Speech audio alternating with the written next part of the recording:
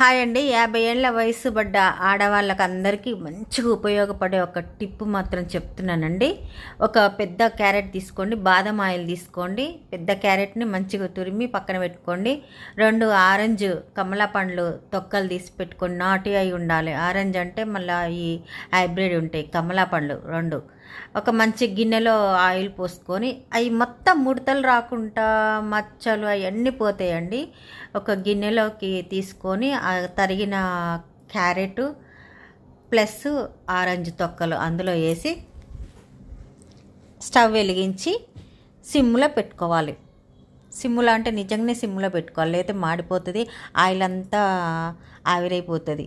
మంచిగా ఇట్లా పెట్టుకున్న తర్వాత చూడండి ఎంత ఎల్లో కలర్లో వచ్చిందో. దాంట్లో మనం ఏం కలపలేదు, దాని రసమే ఊరి ఇట్లా వచ్చింది. ఇట్లా రాగానే కొంచెం టకటక అంటుంటుంది.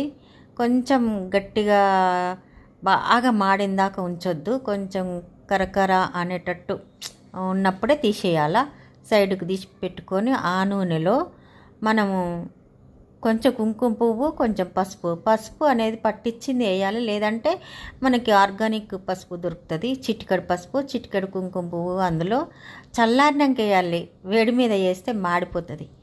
బాగా నూనెంతా చల్లారినాక వేయాలి, కలపాలి. బాగా కలుపుకొని నేను ఏదైతే ఆయిల్ బాటిల్ బాదం ఆయిల్ పోసినో అందులోనే అది గాజు సీసా వచ్చింది. ఆ గాజు సీసాలో నేను స్టోర్ చేసుకున్నా. ప్రతిరోజు చూడండి ఎట్లా మెరుస్తుందో, నా చేతికి రాసుకున్నా చాలా మెరుస్తుంది. అటు సైడ్ ఏమో డ్రైగా ఉంది, ఇది మాత్రం మెరుస్తుంది. ప్రతిరోజు పడుకునేటప్పుడు రోజు మర్దన చేసుకొని పడుకోండి. అన్నీ ముడతలు మచ్చలు ఇంకా ఏమన్నా మంగు మచ్చలు మొటిమలు ఉన్నాయి అన్నీ పోతాయి. ప్రతిరోజు ఎవరైనా రాసుకోవచ్చు.